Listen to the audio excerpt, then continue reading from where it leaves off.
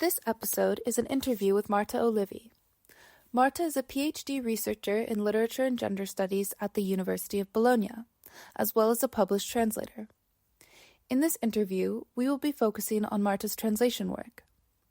Over the past few years, she has published several Italian translations, including The Fat Lady Sings by Jacqueline Roy, curated by Bernardine Evaristo, The Anthropocene Unconscious by Mark Bould, State of Paradise by Laura Vandenberg, and selected poems from Molly Brodak's The Cipher. Over the next half hour, we will be discussing her approach to translation work, the ways in which translation work and academic research intersect, and the importance of translators in today's transnational literary landscape.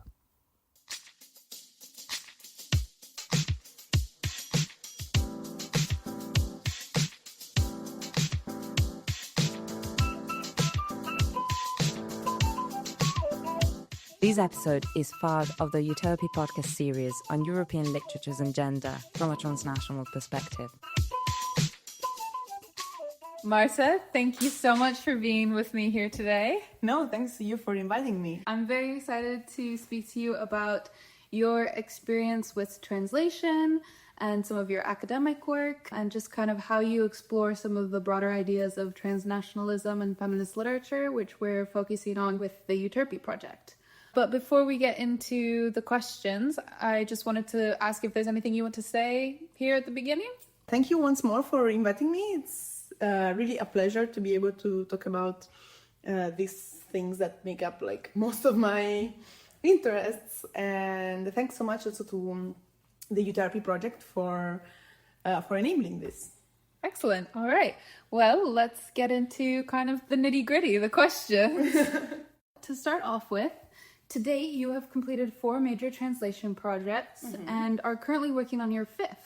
So I was wondering if you could tell me just a little bit about why you started translating and your process for choosing or getting involved with these specific projects and just kind of your experience overall. The reason I started translating, well, I remember I started scouting for a book to, propose to Italian publishers around pandemic time. So I think it also was arising from a need to, getting engaged with literature in another way, since I was at the time finishing my master thesis and I really wanted to find something else to do. And it was the period in which I bumped into The Fat Lady Sings by Jacqueline Roy and all of the amazing collection of works that Bernardine Evaristo curated. And so after that, it was a sort of like fated encounter. I really loved that book and it was quite easy to, pitch it to a publisher. Of course, also thanks to Evaristo's amazing introduction. And that was my first experience.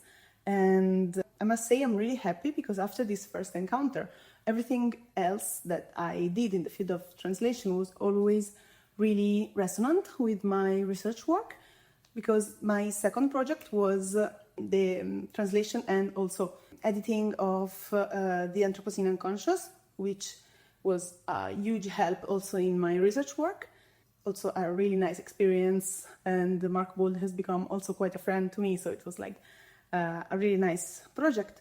And then now I've recently become involved with a publisher whose name is Mercurio Books, and they're really interested in utopian, dystopian, science fiction, weird fiction. So once more, I felt really, lucky to be able to collaborate with people who shared my academic and personal interests. And it was with them that I translated the last book I worked on. So yeah, this is sort of my journey. Yeah, I must say that to me, translating and researching are like 2 parts of the same engagement. So I don't conceive these 2 paths as different, but very much intertwined. Excellent. Thank you so much.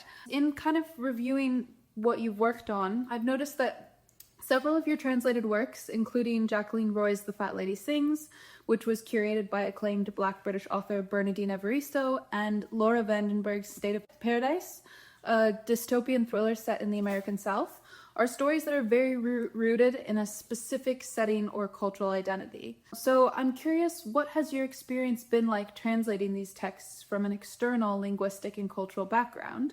And how do you try to maintain the authenticity of a text while reframing it for the comprehension and enjoyment of an Italian audience? Well, this is a really nice question, and it's something I constantly ask myself as well. I guess the answer really changes according to the specific project, really. From a linguistic point of view, probably The Fat Lady Sings was one of the most challenging projects I embarked on, since the book has two main narrators, and both of them have wildly different languages. And one of them, she has this very literary, poetic language, and her main passion is reading and literature. So, of course, she talks in a way that's informed by her readings. And on the other hand, there's Gloria, who's like this 50-year-old woman who loves to sing. So, her language is very different from Merle's. And what I really wanted to was to convey their different ways of speaking without ever flattening them, and while also conveying their racial heritage, their the cultural milieu, and so on. So, yeah, what I always try to do, I guess, is to prefer the authenticity of the text over its comprehension by an Italian audience, because I always think that, for example, if some information is lacking or missing, the Italian reader can look it up herself or himself, whereas on the other hand, I feel like I'm in charge of the authenticity of the voice that I'm translating. So I feel like I have a responsibility for that. And yeah, that's my main priority when I try to translate. And I also think that like every work of literature has many levels of, different understanding. So if not everything has to be flattened out. The way you're speaking kind of makes me think that there's almost an ethical dimension to it in yes, absolutely, a personal dimension. Yeah, I think so. So you also mentioned kind of the linguistic challenges. Yes. So I'm just curious, have you ever struggled with translating any specific words or phrases in any of your texts? For example, we've spoken before about some of your work, and in some of our previous conversations, you've mentioned the challenges of translating the image of the classic American pickup truck. Yes. And for me, this is really funny because I'm from the US. Pickup trucks are very, very common, and it's such an easy image that comes to my brain when I hear that. But maybe it's not so easy to translate into Italian as a recognizable term for Italian readers. So has there been any other instances like this? And what's kind of your approach in overcoming this? Yeah, actually, this is very interesting because until this moment I translated 4 books. But the thing is, the first 3 books that I translated were coming from the United Kingdom. And I think that even though, as I said, in The Fat Lady Sings, there is a very strong component of this, I wouldn't say pidgin, but still this influence from Jamaican into the English language of one of the protagonists. Still, I think that linguistically speaking, the most challenging book I translated was State of Paradise. That was my first instance of being, of tackling a book from the US. And this is where I understood that even though we tend to think of the US as a sort of like continuation of our, European culture and, even from that very material point of view, this is where I understood that it was actually not the case. And yes, the experience of the pickup truck was very much enlightening in this regard, because yes, a lot of the things that we give for granted, like that we see every day, are not the same when compared to, this sort of book. And I constantly, in this case, once more, I had to, think, should I make it easier for the Italian audience and just turn the pickup truck into a furgoncino? Or should I, try to make it strange for the Italian audience? And since in State of Paradise, the imagery is, it's set in Florida, it is set in this very weird reality that maybe it's a parallel reality, maybe it's not. So I think that in this case, once more, my priority was to keep it strange, and in order to do that, I had to, paradoxically, in order to keep it strange, I just had to, take everything I could from the original text and transpose it without tampering too much with it. So yeah, to talk about how I overcome these challenges, basically what I do is always what I did also in this case. I just ask my friends.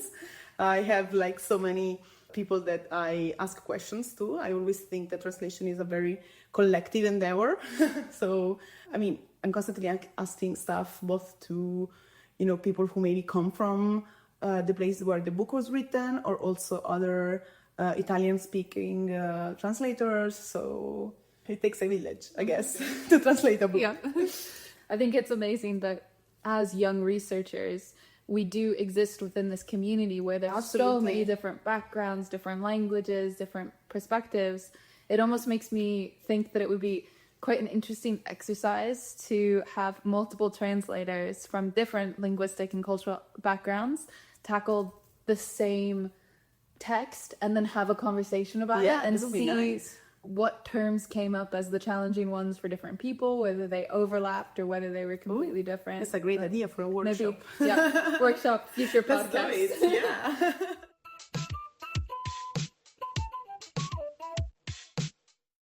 Okay, excellent. So now on to, I guess, maybe some of the more challenging questions. I'm ready. Okay, so one of the major goals of the Euterpe project is to highlight transnational feminist authors and texts, and to interrogate what transnationalism means in the context of European literature production today. This is quite a big responsibility. This is a big topic. And so just to kind of simply explain a little bit about transnationalism, Paul Jay, one of the foremost theorists of transnational literary studies, defines transnational literature in, I would say, fairly simple terms, saying that transnational works practice sustained and wide-ranging engagement with cross-border experiences that transcend state borders and national identities, and focus on the economic, cultural, environmental, and technological forces reshaping our world.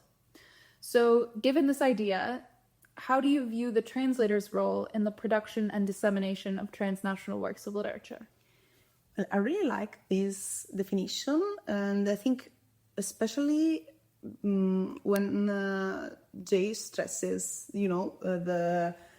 all of the more material and materialistic forces shaping our world and our view of literature. What a lot of people maybe do not know about the translator's role is that very often we also propose texts. Mm-hmm. And in order to do that, we need to have a sort of like engagement, but also like knowledge of which books are liked, which books are most widely read, maybe in this in the contemporaneity of the world we live in, and in the Italian context in my case, but it applies to, I think, every sort of country. So I really like to think that translators have a role in doing this, and I really hope that even translators who maybe don't have like an academic background as I do still understand their very strong responsibility. And I think that like whenever I speak with other translators, I find that that's usually the case, and everybody's trying to work on books that they really think that are not only going to be sold and read, but we're always trying to couple this perspective with also asking ourselves what books are timely, what books are needed, what books can merge this capacity to appeal to a very wide audience while also responding to some pressing questions. And I understand it's a super hard and super fine tune to, super hard balance to strike. But I also think that it's very important to, be able to inhabit this middle ground. And I think that's what translators can contribute to our literary landscape today. Amazing. Thank you. That was an excellent answer. And definitely gave me kind of an insight into not just how you think of the translator's role within the production and dissemination of transnational works of literature, but also just the general process of how you find a text, how you present it, how you think about what gaps need to be filled, which I think is interesting to consider as well. So alongside your translation work, you are currently completing your PhD working with feminist theory and literature, particularly feminist utopian and dystopian fiction. So I'm just curious, how does your academic research inform your translation work and vice versa? Well, as I said, I think I've been very lucky until this moment, because I feel like my academic research and translation practice have, I want to say, have gone on like hand in hand, but probably what happened is also that they shaped each other. Because on one hand, I feel like working in publishing, and which does not only mean receiving a book and translating it, but as I said, also scouting for books to translate, and then of course attending book fairs, communicating with people from this from the publishing sphere. Understanding which books are timely, which books are, trendy, I want to say. It made me keep in mind that a book is never born in a vacuum, and all of books are like a collective endeavor. So even when they're studied from an academic point of view, it is important to keep in mind that like every sentence could be different, every theme could be different, and a lot of things aren't born in the genius of the author, but rather come out of contextual factors. So this is, I think, a very interesting thing that my academic practice has learned from the, from dabbling with publishing. And on the other hand, concerning more precisely how my PhD and my research was useful for my translating activities, I think that really contributed to really keeping in mind that responsibility that we were talking about, like the responsibility to towards these voices that maybe come from more marginalized contexts, that come from very different contexts, not only just bringing them to Italy, which already would be an achievement. And I'm talking not only of, my translation, which of course, I translate from English, but there are so many great translators who, maybe work with Arabic, they work with more marginalized languages, and they make such a vital and important work for our literary scene, I think. But also, and especially concerning the responsibility I have towards those voices, which does not mean always making myself as transparent as I can. Sometimes it means that. Sometimes it means having to reflect on which strategy to adopt in order to make those voices arrive in the most respectful and true way. So I really think that these two activities are very, very, very well connected to each other, and I'm really glad that I was able to, do them parallelly, because I really feel that they complemented each other in a really nice way.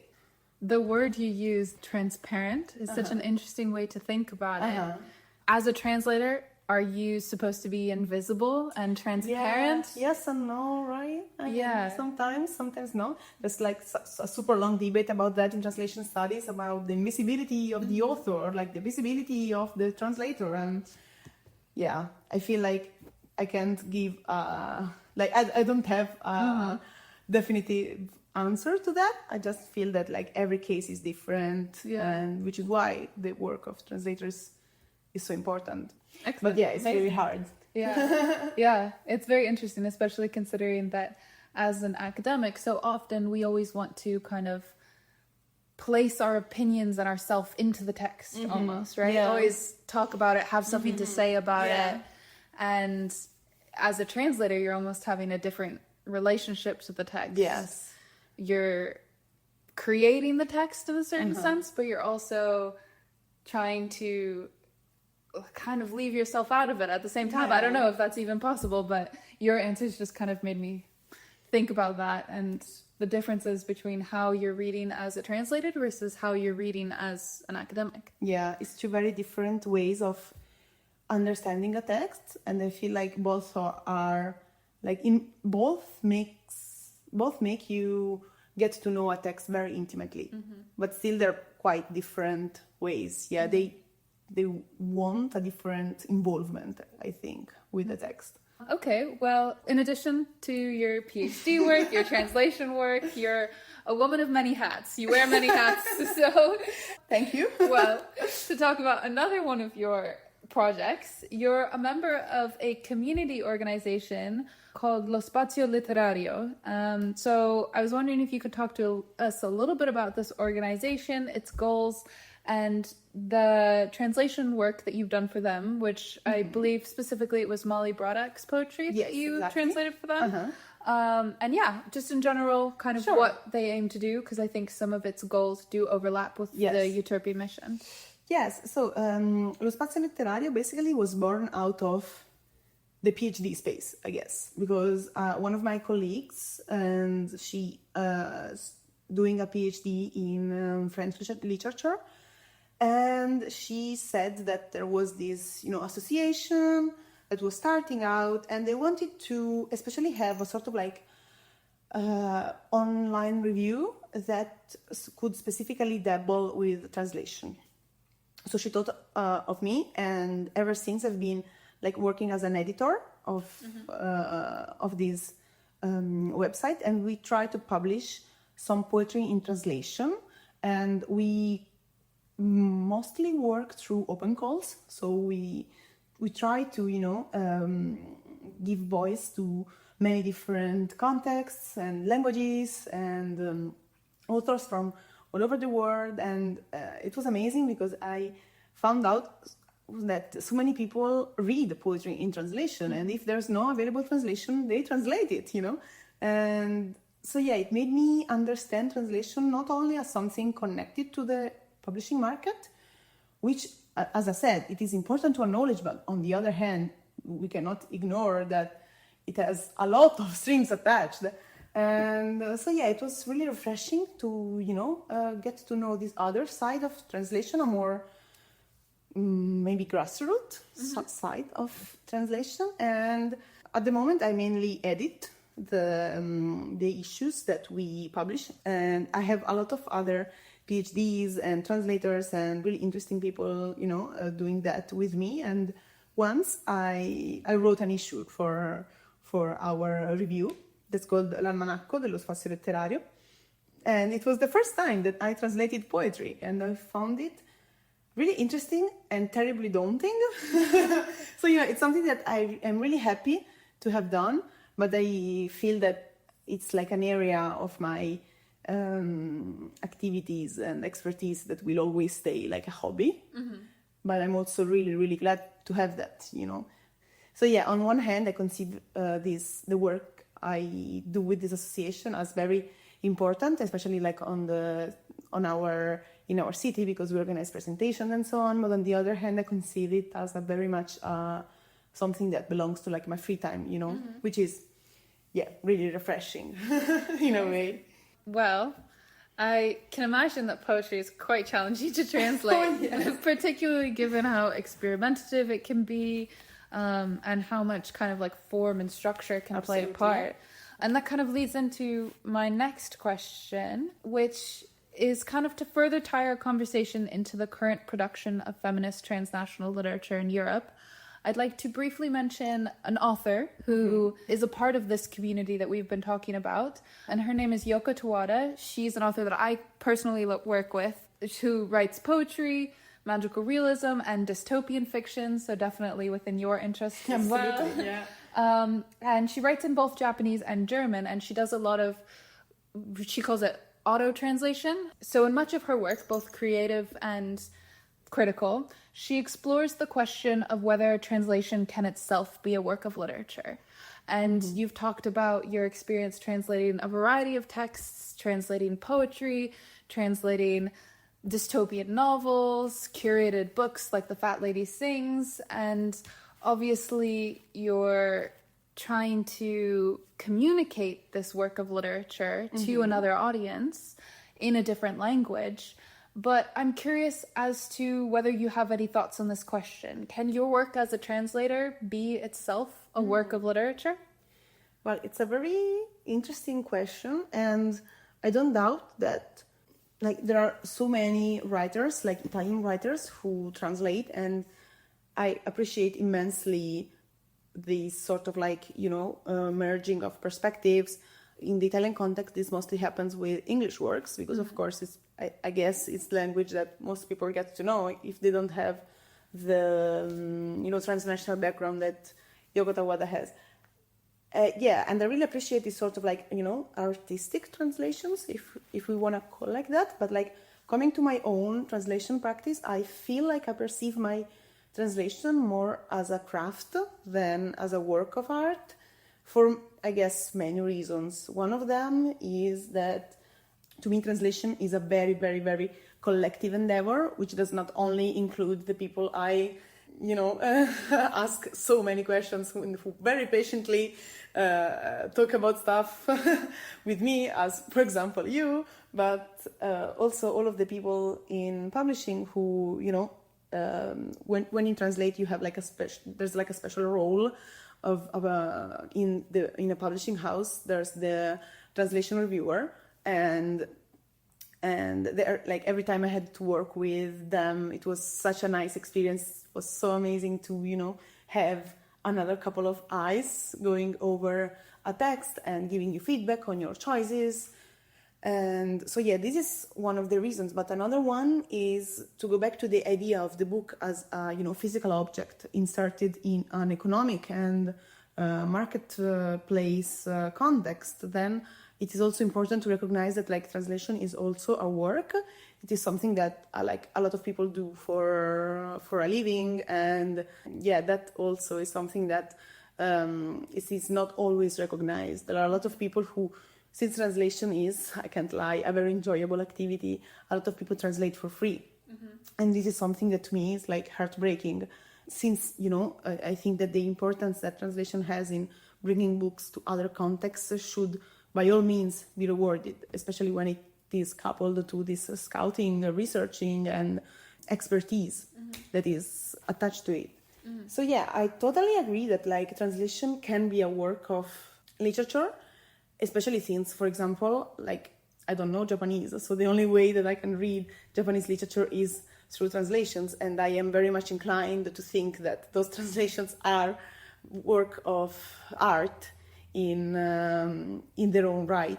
But on the other hand, I think that it is also much more than just some ideal work of art. But I think that's the case with literature always. It is always something concrete and ideal at the same time. This double soul of translation is also important to keep present, also when coming to think of how translation informs our conception of literature. What you mentioned about kind of the material aspects of translation is important, especially if you keep in mind that a lot of the people who have the skills to translate, people who have multilingual backgrounds, oftentimes are first or second generation migrants. Exactly, absolutely, Yeah, and it's important to keep in mind that literary and artistic production should be able to be a means of feeding oneself, of living, of paying rent. Absolutely.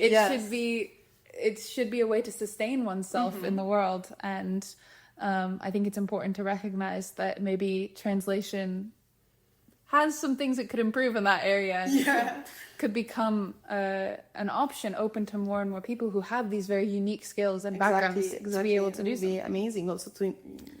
it's really interesting what you said about having more and more second generation people with this sort of background. It would be amazing if they had the means to turn their unique expertise into a way of translating and working with that.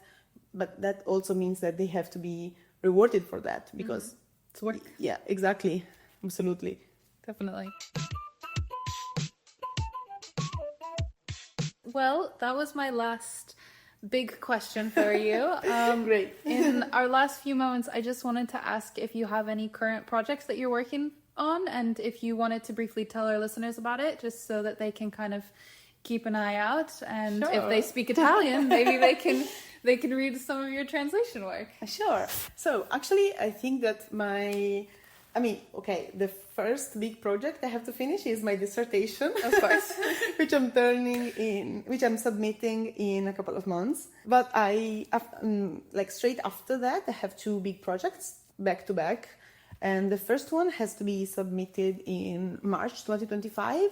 And it is going to be for the same publisher that published State of Paradise, so Paradiso Terrestre. And this publisher is called the Mercurio Books.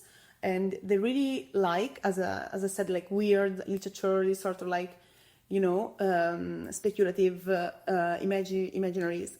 And I'm really happy to be working with them again. And this time it's going to be less of a literary and more of a young adult-ish work. Very cool. Which I think it's going to be interesting. Also because I don't fully believe in the distinction between, literary fiction and everything else. Yeah. So I'm really happy of, trying another register out.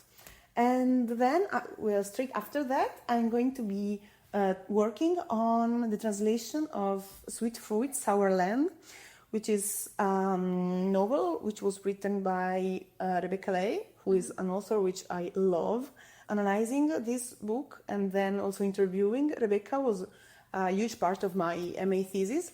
And I think that when I was, scouting and proposing the Fat Lady Things, I was always talking about this book to publishers. But, it is a dystopia, and I feel like the interest for, the market interest for dystopias has a lot of, ebbs and flows. And so it was hard to, pitch it to someone. And it's, it's really interesting that now I managed to do it. I feel like I'm coming, full circle with this sort of initial dream of mine, and I really can't wait to start working on these two books. So, excellent. Yeah. Amazing. Well, thank you so much for being with me here today and for answering all of my questions. Thank you so much. And for offering us your expertise into translation and what it's like to be a young female translator in Europe right now. It's really amazing to kind of hear about your experience and how you go about approaching these challenges. Thank you. No, thanks to you, and thanks to everybody that's been listening to us.